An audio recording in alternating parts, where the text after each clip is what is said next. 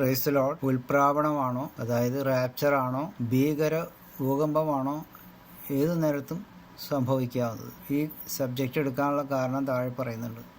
99% വിശ്വാസികളും അവരുടെ നേതാക്കന്മാർ എന്ന് പറയുന്നത് പാസ്റ്റർമാരാണ്, വിശ്വസിക്കുന്നത് ഏതു നേരത്തും കർത്താവ് രഹസ്യമായി വന്ന് അവരെ മധ്യാകാശത്തിലേക്ക് എടുത്തുകൊണ്ടു പോകുമെന്നാണ്. അതിനുശേഷമാണ് അന്തിക്രിസ്തു വെളിപ്പെടുന്നതായിട്ടും ഭീകര ദുരിതങ്ങൾ ഈ ലോകത്ത് സംഭവിക്കാൻ പോകുന്നതായിട്ടും അവർ പറഞ്ഞുകൊണ്ടിരിക്കുന്നത്. ഇവരെ മധ്യാകാശത്തിലേക്ക് എടുത്തുകൊണ്ടുപോയിട്ട് അവിടെ 7 കൊല്ലം ഇവർക്ക് കുഞ്ഞാടിൻ്റെ കല്യാണം നടക്കുമെന്നാണ് പറയുന്നത്. ആ കല്യാണ സമയത്ത് ഇവർക്ക് വലിയ പ്രതിഫലങ്ങൾ കൊടുക്കുന്നു ഇവർ വിശ്വസിക്കുന്നുണ്ട്. മുസ്ലിങ്ങൾ പറയുന്ന പോലെ മീനിൻ്റെ കരൾ പൊരിച്ചു കൊടുക്കുന്നോ അല്ലെങ്കിൽ പലതരത്തിലുള്ള മദ്യങ്ങൾ കിട്ടുമെന്നോ ഒക്കെ ആയിരിക്കും ഇവർ ഉദ്ദേശിക്കുന്നത്. എന്താണ് നമുക്കറിഞ്ഞൂടാ, അതെന്തെങ്കിലും ആവട്ടെ. പിന്നെ പ്രത്യാശ ഗീതങ്ങൾ എന്ന് ക്രിസ്തീയ ഗാന പുസ്തകങ്ങളിൽ കാണുന്ന ഭൂരിഭാഗം പാട്ടുകളും ഇങ്ങനെയുള്ള രഹസ്യ ഉൽപ്രാവണത്തെക്കുറിച്ചുള്ളതാണ്. വളരെ തെറ്റായ ഒരു പഠനവും വിശ്വാസവുമാണിത്. ഇപ്പോൾ വെളിപ്പാട് പുസ്തകം 6-ാം അധ്യായത്തിലെ 4 വരെയുള്ള മുദ്രകൾ തുറന്നിരിക്കുകയാണ്. 4-ാമത്തെ മുദ്ര തുറക്കുമ്പോൾ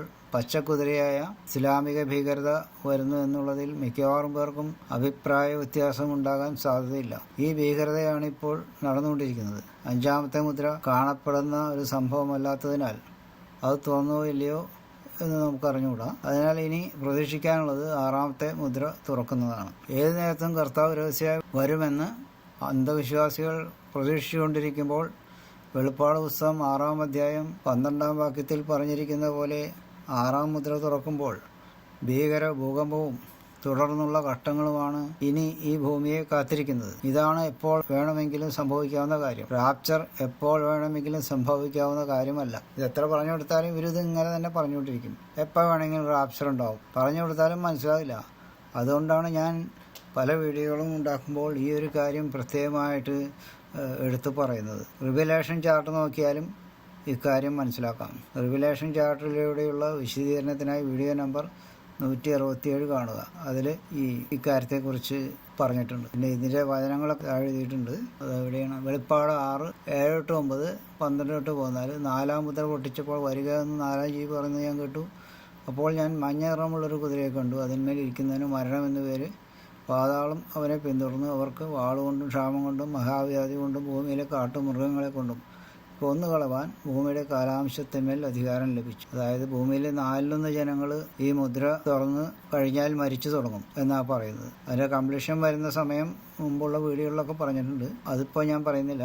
പിന്നെ അവൻ 5-ാം മുദ്ര പൊട്ടിച്ചപ്പോൾ ദൈവവചന നിമിത്തവും തങ്ങൾ പറഞ്ഞ സാക്ഷ്യം ഹേതുവായും അറുക്കപ്പെട്ടവരുടെ ആത്മാക്കളെ ഞാൻ യാഗപീഠത്തിന് കീഴിൽ കണ്ടു. അപ്പോൾ അത് കാണപ്പെടുന്ന ഒരു സംഭവമല്ല, സ്വർഗത്തിൽ നടക്കുന്ന ഒരു കാര്യമാണ്. മുമ്പ് പറഞ്ഞ പോലെ 6-ാം മുദ്ര പൊട്ടിച്ച് വലിയൊരു ഭൂകമ്പം ഉണ്ടായി. സൂര്യൻ കരിമ്പുടം പോലെ കറുത്തു. ചന്ദ്രൻ മുഴുവൻ രക്തതുല്യമായി തീർന്നു. ഈ സംഗതി നടക്കുന്നത് 6-ാം മുദ്ര പൊട്ടിക്കുമ്പോഴാണല്ലോ. അപ്പോൾ ആ സംഗതി എന്ന് പറയുന്നത് യേശുക്രിസ്തുവിൻ്റെ വരവിൻ്റെ സമയത്താണെന്നാണ് പലരും പറഞ്ഞുകൊണ്ട് മുമ്പുള്ള പല വീഡിയോകളിലും അത് പറഞ്ഞിട്ടുണ്ട്. അതങ്ങനെയല്ല, ഇത് വലിയൊരു കാര്യം തന്നെയാണ്. എങ്കിലും യേശുക്രിസ്തുവിൻ്റെ വരവിനോടനുബന്ധിച്ചുണ്ടാകുന്ന കാര്യമല്ലത്.